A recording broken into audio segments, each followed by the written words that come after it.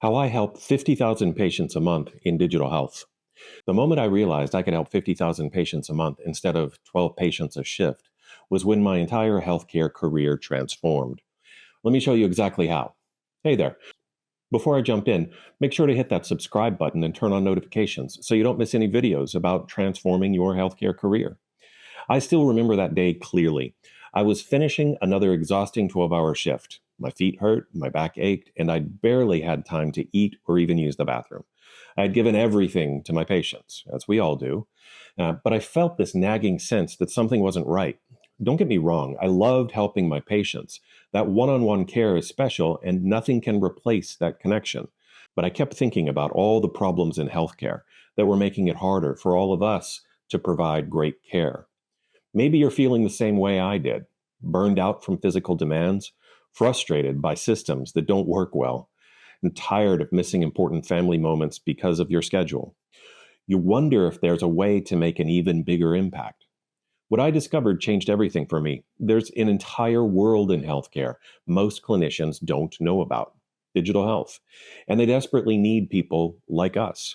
Digital health companies are building the future of healthcare. They're creating telehealth platforms, patient monitoring systems, clinical decision support tools, and so much more. And here's the crazy part: they're struggling to find people with actual clinical experience to help them build these tools. Let me show you what I mean. Digital health companies are full of brilliant people who know how to code and build amazing technology, but many of them have never worked a day in the hospital or a clinic.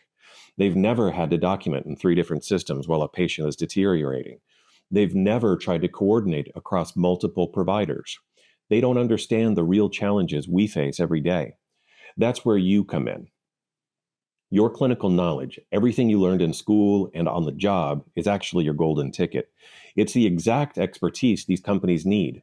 Let me give you a real example. When implementing an electronic medical record, I had to make some decisions. The engineers first designed it, then they created alerts for abnormal readings. Sounds good, right?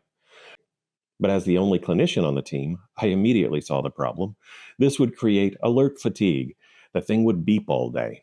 The same issue we have in hospitals with constant beeping. Nurses would get hundreds of non-urgent alerts and eventually start ignoring them. Because of my clinical experience, we redesigned the system to only alert for clinically significant changes, and we built in different urgency levels. That simple insight from my bedside experience potentially saved lives.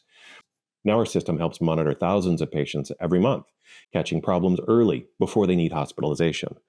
That's what I mean by scaling your impact from 12 patients a shift to helping thousands.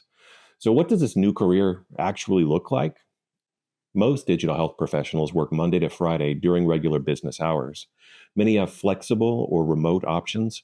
There's no more nights, weekends, or holidays unless you choose to work them. Common roles for clinicians include clinical consultants, project manager, product manager, clinical analyst, implementation specialist, testing lead, training specialist, team leader. And the best part, you don't need advanced technical skills to get started. Your clinical knowledge is your superpower. The technical skills you need can be learned, and they're honestly easier than what you've already learned in nursing or medical school. Now, you might be thinking, this sounds great, but how do I make this transition? The path isn't as complicated as you might think. Let me break it down. First, understand that your clinical expertise is valuable. Don't discount it. Companies are looking for your healthcare knowledge, not necessarily tech skills. Second, learn the language of digital health. Start following healthcare technology blogs, listen to digital health podcasts, and join online communities where people discuss healthcare innovation. Third, identify your transferable skills. Did you train new staff? That's teaching experience. Did you implement a new charting system? That's project management. Did you coordinate care between different departments? That's stakeholder management. Fourth, build a professional presence that highlights these skills. Update your LinkedIn profile to emphasize your healthcare knowledge and these transferable skills. And then finally, connect with people who already are working in digital health. Most people are happy to share their experience and advice. These connections can lead to opportunities. Let me address some common concerns I hear. Will I still feel like I'm helping patients? Absolutely. In many ways, your impact is even greater because you're helping build systems that improve care for thousands. One instance of a medication reconciliation tool I implemented prevented over 100,000 medication errors last year alone. Do I need to learn to code? Probably not. While some technical understanding helps, most roles leverage your clinical expertise without requiring programming skills.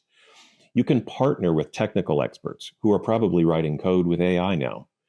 What about the salary? This is one pleasant surprise. Digital health roles typically pay as well or better than direct patient care positions, especially as you grow in your career. Many of my coaching clients see 20 to 30% salary increases within the first couple of years. The healthcare system needs both great bedside clinicians and clinicians who can help build better systems. It's not about abandoning healthcare. It's about finding the role where you can make your greatest contribution while also creating the life you want. Remember when I started this video talking about the moment when I realized I could help 50,000 patients a month instead of 12 patients a shift? That wasn't just a career change moment, it was a life change moment. I went from feeling burnt out to feeling energized, from missing family events to being present for them, from treating symptoms to helping solve systemic problems in healthcare. And I'm still using my clinical knowledge every single day. In fact, it's more valuable than ever. That moment of realization can happen for you too. Your clinical expertise isn't limited to the bedside. It can be your greatest asset in building the future of healthcare.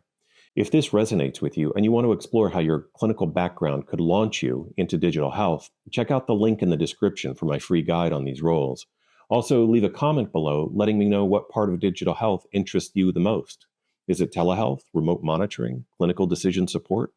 I'd love to know what excites you. Don't forget to hit that subscribe button and notification bell so you don't miss our next video on specific roles in digital health that are perfect for us clinical people. Remember, your clinical knowledge is your superpower. The question is, how will you use it to create the career and life you really want? Thanks for watching, and I'll see you in the next video.